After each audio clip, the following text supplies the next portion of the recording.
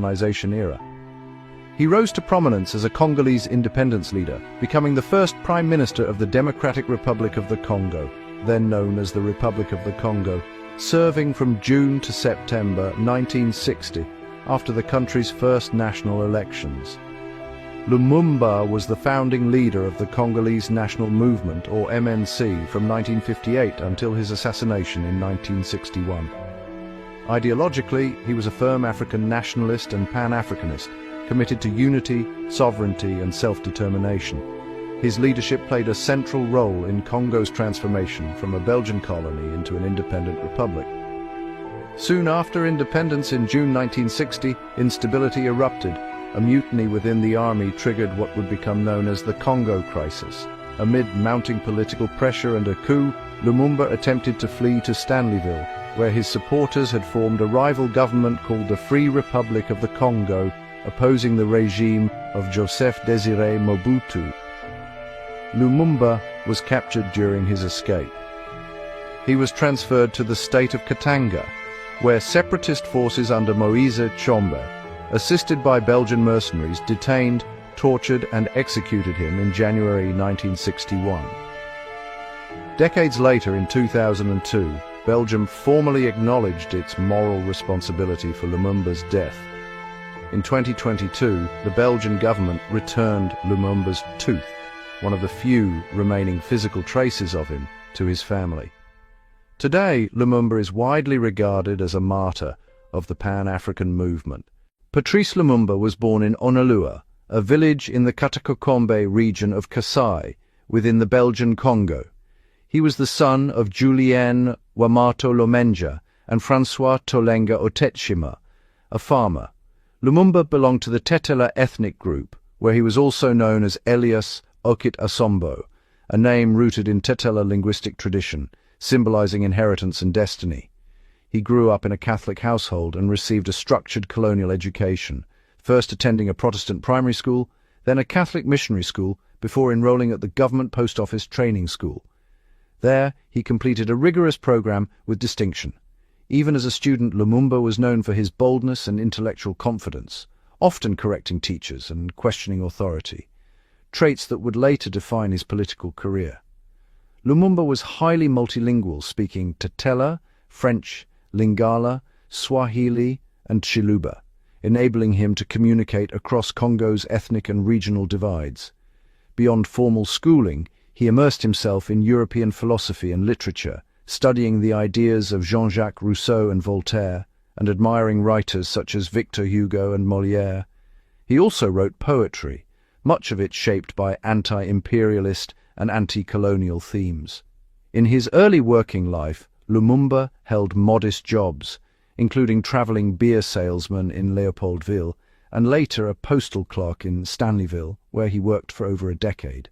His personal life during this period was complex. He married Henriette Maletawa, then Hortense Sombosia, both marriages ending in separation. He later had a son, François Lumumba, with Pauline Key, before marrying Pauline Opangu in 1951. The period following World War II marked a turning point across Africa. Anti-colonial movements gained momentum, and Lumumba became increasingly involved in political and civic organizations. In 1952, he worked as an assistant to French sociologist Pierre Clément, who was conducting research in Stanleyville. That same year, Lumumba co-founded and later led the Stanleyville chapter of ADAPES, an alumni association linked to 𝒍𝒐 missionary schools. By 1955, he had become regional head of the Circles of Stanleyville and joined the Belgian Liberal Party, editing and distributing its political literature within the colony. Between 1956 and 1957, Lumumba wrote an autobiography, later published after his death. During this period, he traveled to Belgium on a study tour. Upon returning, he was arrested and charged with embezzlement of postal funds, convicted and sentenced to 12 months in prison, a case many contemporaries believed was politically motivated. After his release, Lumumba emerged as a more radical nationalist. In 1958, he helped establish the Mouvement National Congolais, MNC, and quickly became its leader. Unlike other Congolese political parties of the time, the MNC rejected ethnic politics, promoting national unity, independence, state-led development, and non-alignment in foreign affairs. Lumumba's popularity was widespread, giving him greater independence from Belgian political influence than many of his contemporaries. In December 1958, he represented the MNC at the All-African Peoples Conference in Accra, hosted by Kwame Nkrumah. The conference strengthened Lumumba's Pan-African vision, and Nkrumah himself was reportedly impressed by Lumumba's intellect and leadership potential. In 1959, internal disagreements split the MNC into two factions, MNC-L, led by Lumumba, and MNC-K, which favored a more federalist approach. Later that year, Lumumba was arrested again for allegedly inciting unrest in Stanleyville. He was sentenced to 6 months in prison, with his trial beginning on 18th January 1960, the same day the Congolese Round Table Conference opened in Brussels. Despite his imprisonment, the MNC won a decisive victory in the December 1959 local elections. Under political pressure, Belgian authorities released Lumumba so he could attend the conference. The Brussels conference concluded on 27th of January 1960, declaring that Congo would gain independence on 30 June 1960, with national elections scheduled for May. The MNC emerged as the largest party. In the final weeks before independence, Belgian official Walter Ganshov van der Merch played a decisive role behind the scenes, advising King Baudouin on government formation. After several political maneuvers and failed attempts to exclude Lumumba, he was eventually appointed formateur. Political negotiations were tense and chaotic. Rival coalitions resisted Lumumba's leadership, while others recognized that no stable government could form without him. After multiple reversals, parliamentary votes confirmed Lumumba's dominance within the legislature. On 23 June 1960, Lumumba presented a diverse coalition government, drawing members from different regions, classes, and political traditions. That evening, the Chamber of Deputies convened at the Palais de la Nation to vote. Lumumba addressed Parliament, pledging national unity, respect for democratic will, and a neutral foreign policy. His speech was met with broad approval, formally confirming him as Prime Minister just days before Congo's independence. As the Belgian Congo edged closer to independence, hope filled the streets. But inside Parliament, unity was far from guaranteed. What unfolded behind closed doors revealed how fragile the new nation truly was. The parliamentary chamber quickly descended into heated debate. Although Lumumba's coalition technically controlled 120 of the 137 seats, forming a functional majority proved far more difficult than expected. Many opposition leaders had participated in early negotiations, but their parties felt excluded from the final government structure. Personal ambition, political rivalry, and regional loyalties fueled resentment. Several deputies openly expressed anger over what they saw as unfair representation of provinces and political movements. Threats of secession began to surface almost immediately. Albert Kalonji warned that the people of Kasai might withdraw from the central government entirely and establish an autonomous state. A Katangezi deputy protested that Lumumba held too much power by serving both as Prime Minister and Minister of Defense. When the vote was finally held, only 80 of the 137 members were present. Many absences were deliberate. Of those in attendance, 74 voted in favour, 5 opposed, and 1 abstained. While the government technically passed, the results exposed weak and inconsistent support. Members from Cleophas Kamitatu's faction voted against the government, while unexpected backing came from rival parties such as PNP, Puna, and Abako. For Lumumba's MNCL coalition, the outcome was deeply disappointing. The session ended shortly after 2 a.m. on 24 June 1960, and later that day, the Senate convened. Once again, tempers flared. Political figures such as Joseph Ilayo and Cyril Adula voiced strong dissatisfaction with the cabinet's composition. Members of 𝒂𝐨𝒂𝒃, Katanga's powerful regional party, chose to abstain. Despite the resistance, the final Senate vote approved the government. 60 in favor, 12 against, 8 abstentions. Calls for alternative administrations collapsed and the Lumumba government was officially invested. With the broad coalition now in place, the formal parliamentary opposition was reduced to Lumumba's rivals in the MNCK and a handful of independents. From the moment he assumed office, Lumumba set two clear objectives. First, independents had to meaningfully improve the lives of ordinary Congolese. Second, the country had to be unified as a strong, centralized state, free from tribalism and regional fragmentation. Lumumba understood that opposition would emerge quickly and that hesitation could be fatal. To deliver real change, he believed the state administration had to undergo rapid Africanization, placing Congolese citizens in positions long monopolized by Belgians. The colonial authorities strongly opposed this, warning it would cripple efficiency and trigger a mass departure of Belgian civil servants. Unable to enact Africanization before independence, Lumumba sought symbolic gestures that would resonate with the people. He requested a general reduction in prison sentences and amnesty for minor offenders. Belgian officials delayed and ultimately blocked the proposal, citing fears of disorder. This refusal deepened Lumumba's suspicion that independence might be independence in name only. Lumumba's campaign against tribalism was shaped by Kwame Nkrumah and Ghana's post-colonial experiment. He envisioned the Mouvement National Congolais, MNC, transforming into a single national party that transcended ethnic identity. By merging with allies such as Syria, the PSA, and possibly Balu Bakat, Lumumba hoped to build a political force rooted in every province, a unifying engine for the nation. On the 3rd of June 1960, the Congo formally became independent. The ceremony attracted global attention. King Baudouin of Belgium praised colonial rule, even referencing the genius of Leopold II, ignoring the immense suffering inflicted during the Congo Free State era. He cautioned Congolese leaders against radical change and assured them Belgium would remain a guiding presence. Lumumba, who had not been scheduled to speak, rose and delivered an unscripted address that stunned the room.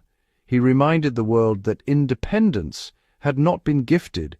It had been won through suffering, resistance, and sacrifice. His words echoed with pride, pain, and defiance, rejecting colonial paternalism outright. European journalists reacted with shock. Western media outlets condemned the speech as confrontational. Time magazine labeled it a vicious attack, framing Lumumba as dangerous and ungrateful. Independence Day was followed by 3 days of national celebration.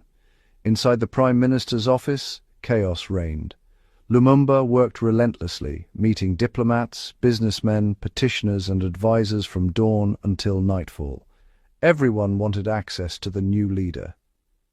Congolese citizens arrived unannounced, seeking solutions, favors or justice. Lumumba moved from ceremony to ceremony, attempting to balance symbolism with governance. On 3rd of July, he announced a general amnesty for prisoners, though it was never implemented. The following day, he convened the Council of Ministers to address growing unrest within the Force Publique, the colonial-era army. Many Congolese soldiers believed independence would bring immediate promotions and better conditions. When reforms did not materialize quickly, frustration turned into anger. Soldiers watched politicians enjoy new privileges, while their own situation remained unchanged. The government established 4 committees to reform the administration, judiciary, army, and civil service, each tasked with eliminating racial discrimination. Meanwhile, Parliament's first legislative act was to raise its own salaries. Lumumba fiercely opposed the decision, calling it financially reckless and morally wrong. On 4th of July 1960, General Emile Janssens, commander of the Force Publique, attempted to reassert control. He wrote on a blackboard, "Before independence, SARS after independence." The message enraged Congolese troops. That evening, soldiers looted a canteen. Mutiny spread rapidly. Lumumba dismissed Janssens and promoted all Congolese soldiers by one rank.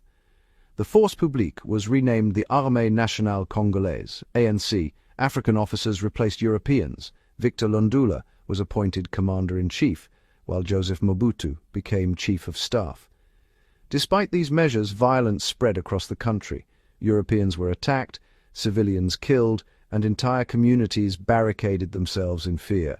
Lumumba and President 𝒂𝒊𝒂𝒏𝙚𝒍 personally intervened to restore calm. On 10th July, Belgium deployed 6,000 troops, claiming to protect its citizens. Most Europeans fled to Katanga, the mineral-rich province. Belgian naval forces bombarded Matadi, killing Congolese civilians and igniting further outrage.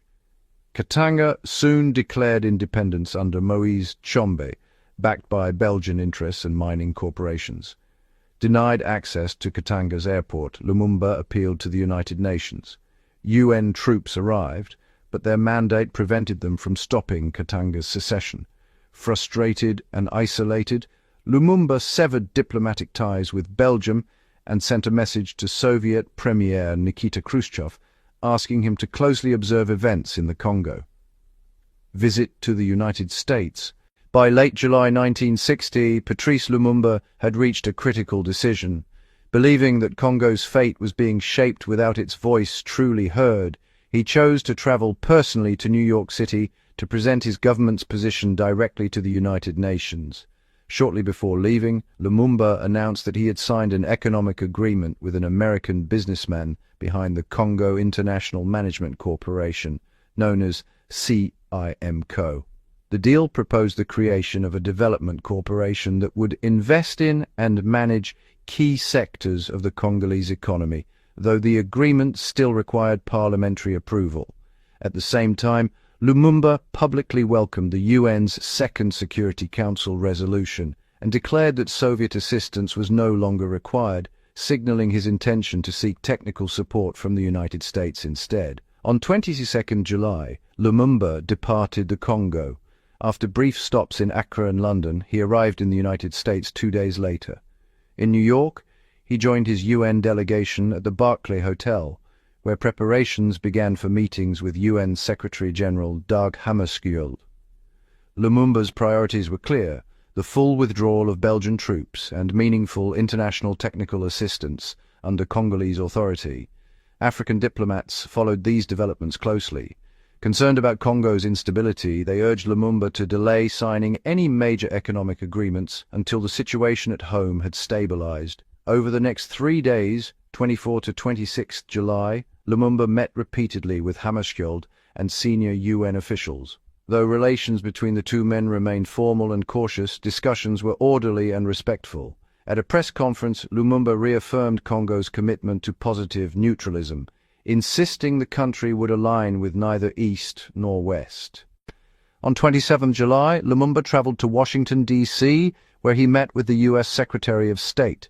He appealed for financial and technical aid, only to be told that American assistance would be provided exclusively through the United Nations.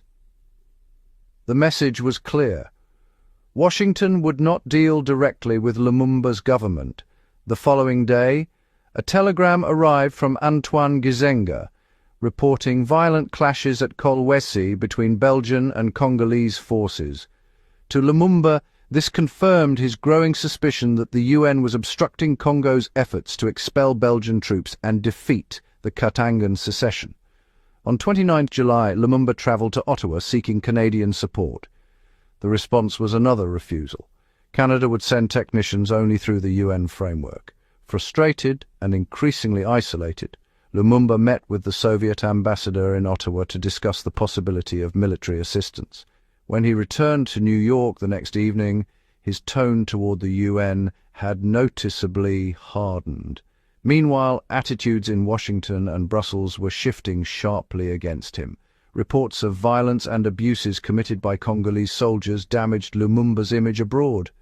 Belgium, angered by the warm reception he had received in the US, portrayed him as a communist, anti-Western, and anti-white leader. Many Western governments accepted this narrative, shaped by Belgium's long influence in Congolese affairs. As he prepared to leave the United States, Lumumba made a strategic decision. He would delay his return to the Congo. Instead, he embarked on a diplomatic tour of Africa, both to pressure the UN and to seek direct military guarantees against Katanga. Between 2 and 8 August, Lumumba visited Tunisia, Morocco, Guinea, Ghana, Liberia, and Togo. He was warmly welcomed everywhere he went, issuing joint communiques with African leaders.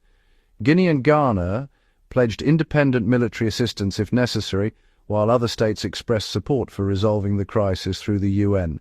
In Ghana, Lumumba signed a secret agreement with President Kwame Nkrumah, outlining plans for a future union of African states centered in Leopoldville. The proposed federation would operate under a republican system, and a summit of African leaders was planned for late August. Lumumba returned to the Congo confident that African solidarity could compensate for Western hostility. He also believed that African technical aid could be obtained directly, a stance that placed him at odds with Hammarskjöld's insistence that all assistance be channeled through the UN. To Lumumba, UN control meant diminished sovereignty. On 9 August 1960, Lumumba declared a state of emergency across the entire Congo. In a forceful statement, he warned that those disguising subversion as democracy would be judged and punished. The message signaled a shift toward authoritarian measures in the name of national survival. He issued a series of decrees tightening state control. Unauthorized associations were banned. Publications critical of the government faced closure. When Courrier d'Afrique accused the government of replacing colonial rule with another form of slavery, its editor was arrested and the paper shut down days later. International wire services, including Belga and Agence France Presse, were suspended, drawing fierce criticism from Belgian media. Lumumba nationalized Belga's local operations, creating the Agence Congolaise de Presse, which he viewed as a necessary tool to counter foreign bias and communicate the government's position directly to the public. Public gatherings now required prior government approval, and on the 16th of August, Lumumba announced a special military regime to last 6 months. As August progressed, Lumumba increasingly governed through a small inner circle, sidelining much of his cabinet. His office fell into disarray. Distrust grew, fueled by rumors, intelligence reports, and covert Belgian interference. Even within his staff, loyalty was uncertain. Lumumba ordered the army to suppress the secessionist revolt in South Kasai, a region vital for rail access to Katanga. Militarily, the operation succeeded. Politically, it proved disastrous. The conflict devolved into ethnic violence, with Congolese troops implicated in massacres of Luba civilians. Responsibility for the atrocities was laid squarely at Lumumba's feet. President Joseph Kasavubu broke publicly with Lumumba, arguing that only a federal system could preserve peace. The alliance between president and prime minister collapsed. Ethnic tensions intensified. The Catholic Church turned openly critical, and Lumumba's vision of a unitary state lost support. Despite renewed appeals, the UN refused to assist militarily against Katanga. The threat of Soviet involvement loomed larger. On 5 September 1960, Kasavubu announced over radio that he had dismissed Lumumba and 6 ministers, citing the South Kasai massacres and Soviet involvement. Lumumba rushed to the radio station and denounced the move as illegal, declaring Kasavubu deposed in return. Parliament intervened, annulling both dismissals and reaffirming Lumumba's authority. Yet the constitutional crisis deepened, with no legal mechanism left to resolve it. On 13 September, Parliament granted Lumumba emergency powers, even as forces moved quietly behind the scenes to end his rule. On 14 September 1960, Colonel Joseph Mobutu went on national radio and announced what he called a peaceful revolution. He claimed the country had reached a dangerous political deadlock, and that drastic action was necessary to restore calm. Mobutu declared that he was neutralizing the president, Prime Minister Patrice Lumumba, former Prime Minister Joseph Ileo, and Parliament itself until the end of the year. According to Mobutu, politicians had failed the nation. In their place, he said, technicians, educated Congolese professionals, would manage state affairs while political leaders resolved their disputes. At a press conference, Mobutu added that Congolese university graduates would form a new administration and announced that all Eastern Bloc embassies must close immediately, a clear signal to the West. Lumumba was caught off guard by the coup. That very evening, he travelled to Camp Leopold II to confront Mobutu personally and persuade him to reverse course. Lumumba spent the night at the camp. By morning, however, he was attacked by Luba soldiers, who blamed him for the massacres in South Kasai. A Ghanaian UN peacekeeping unit intervened and rescued him, but in the chaos, Lumumba's briefcase was left behind. The briefcase soon became a political weapon. Lumumba's opponents retrieved it and released documents allegedly found inside. These included letters to Kwame Nkrumah, appeals to the Soviet Union and China, and memoranda suggesting that Soviet troops would arrive within days.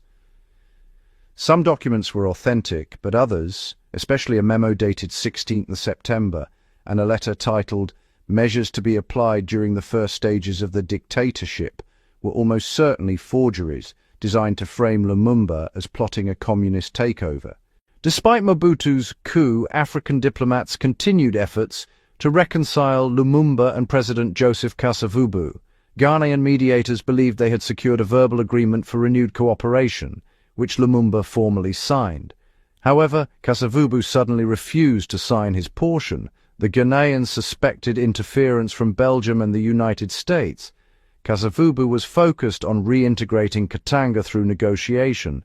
Katangan leader Moise Tshombe, however, made it clear that he would not negotiate with any government that included Lumumba, whom he openly labelled a communist. Mobutu then announced plans for a round-table conference to decide the Congo's political future, but Lumumba refused to accept political death. From his official residence, he continued to act as Prime Minister, meeting ministers, senators, deputies, and supporters, issuing statements, and even visiting restaurants around Leopoldville to project authority. Mobutu's patience wore thin.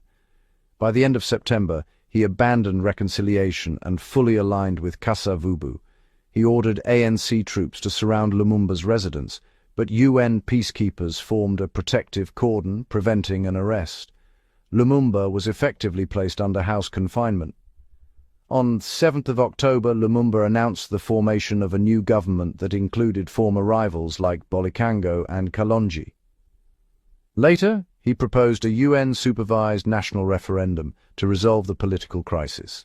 On 24 November, the United Nations recognized Mobutu's delegates to the General Assembly, rejecting Lumumba's representatives. This decision convinced Lumumba that the UN had abandoned him. He resolved to leave Leopoldville and join Deputy Prime Minister Antoine Gizenga in Stanleyville, where he hoped to rebuild authority. On 27th of November, Lumumba departed in a convoy of 9 vehicles, accompanied by Remy Mwamba, Pierre Mulele, his wife Pauline, and his youngest child. Instead of moving quickly to safety, Lumumba stopped in villages, greeting ordinary people and speaking with locals.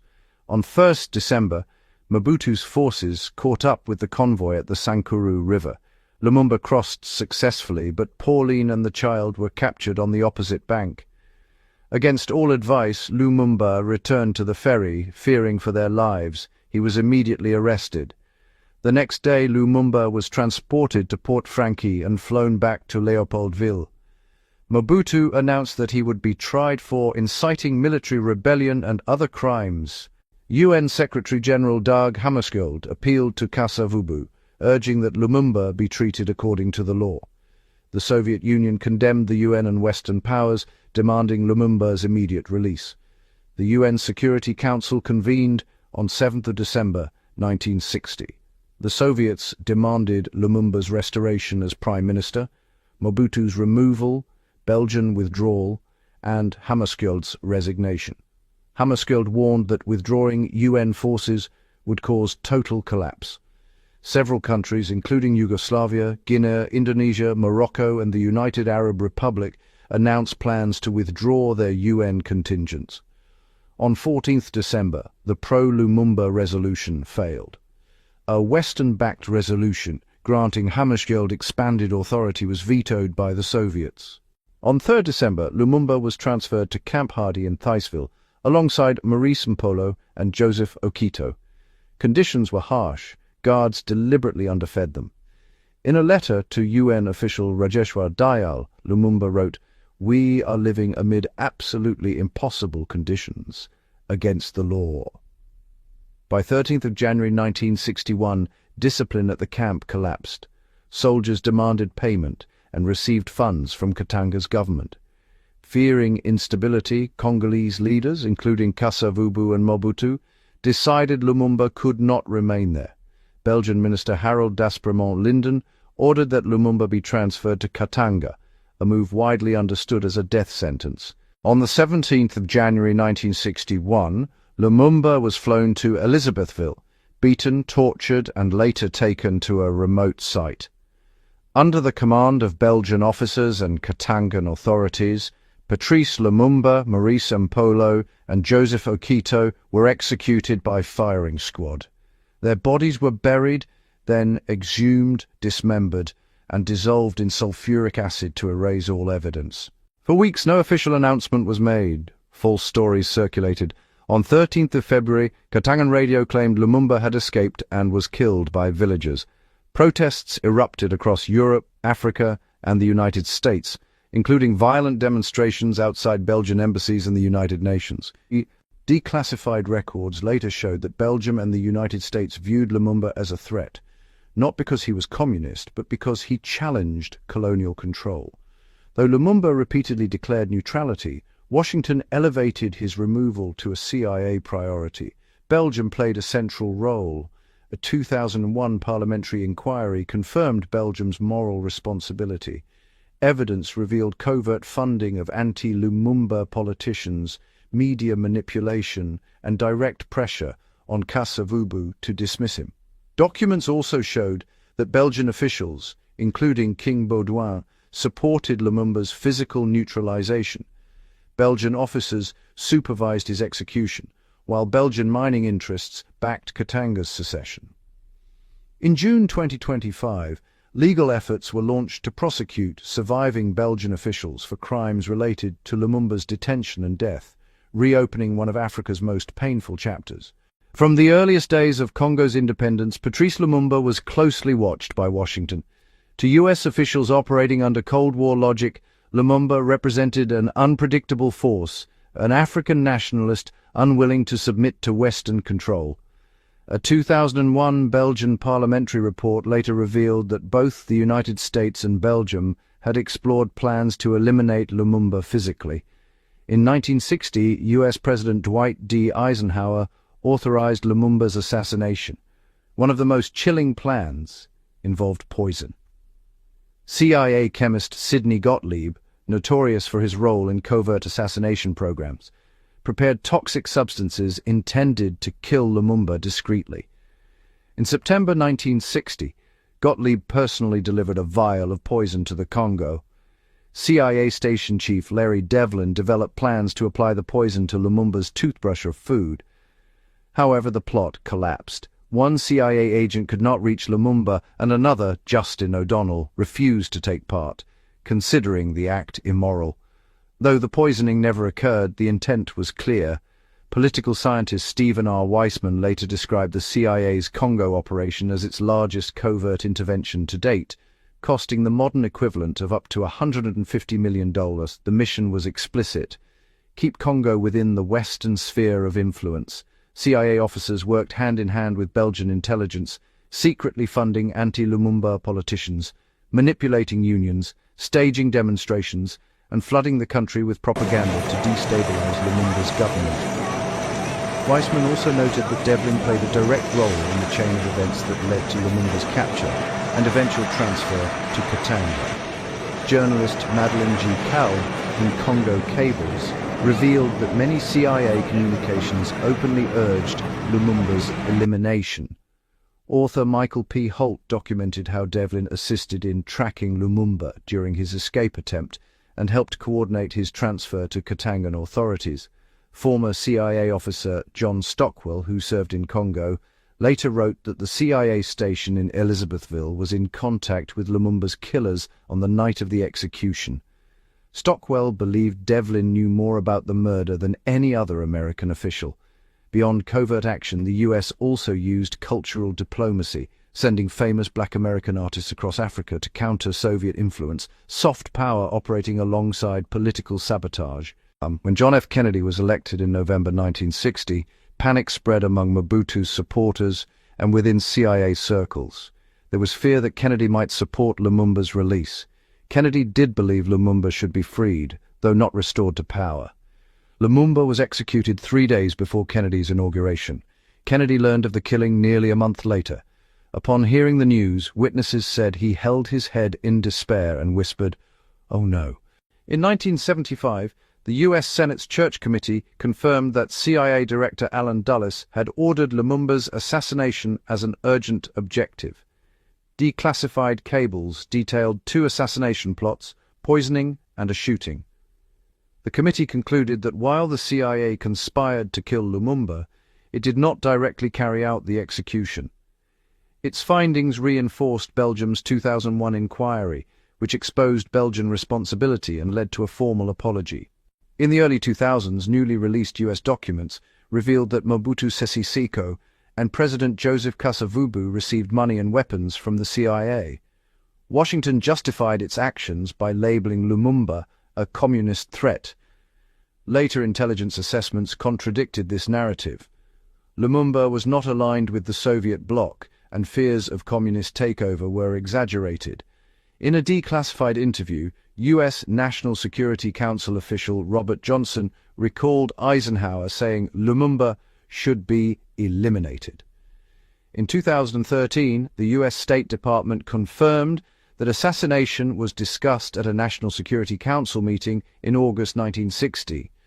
Documents released in 2017 showed that while CIA funds were allocated for the act, the plan was ultimately abandoned. Evidence later emerged that Britain also wanted Lumumba removed. Documents revealed that British officials viewed him as a threat to mining interests in Katanga.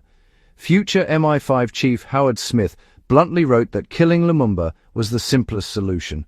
In 2013, British MP David Layard reported a conversation with former MI6 officer Daphne Park, who had served in Leopoldville.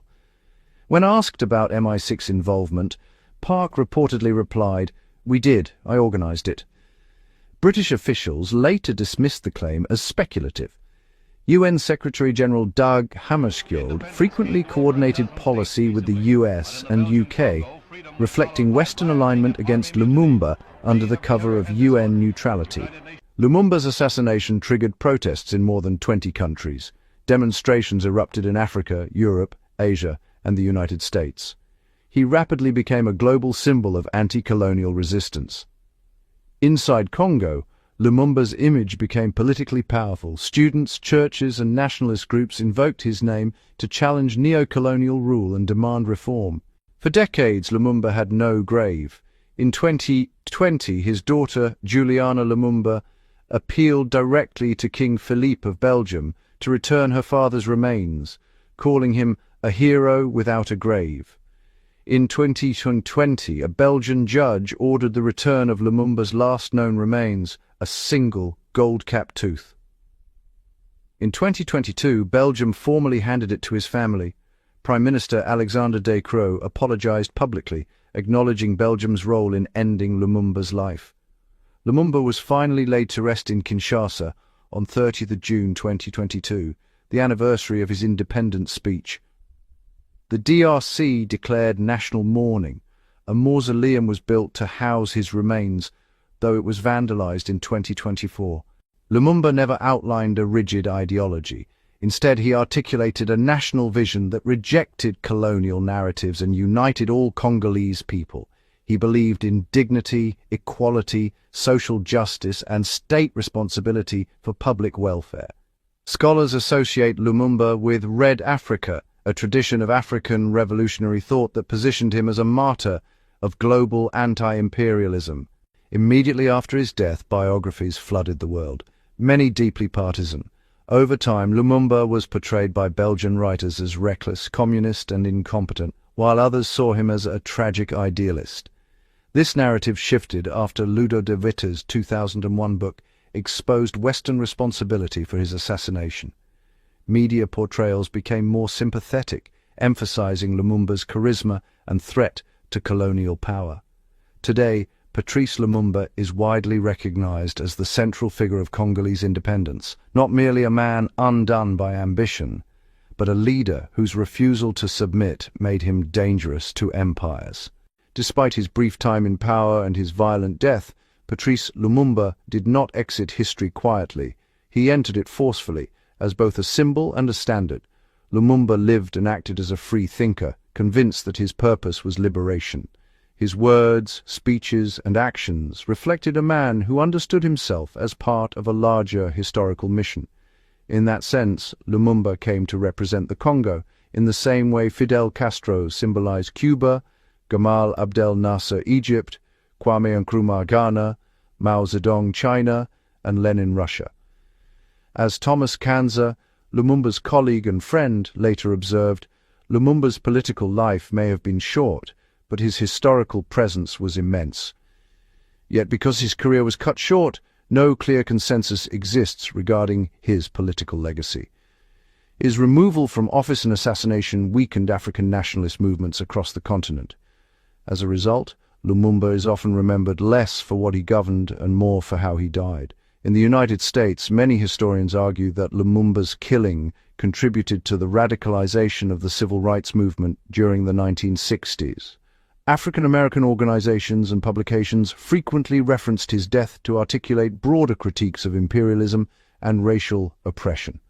Over time, public memory, especially outside Africa, stripped away much of Lumumba's political complexity, reducing him to a powerful but simplified symbol. Within Congo, Lumumba is remembered primarily as a figure of national unity. Internationally, he is more often portrayed as a Pan-African and anti-colonial revolutionary. His ideological legacy became known as Lumumbisme.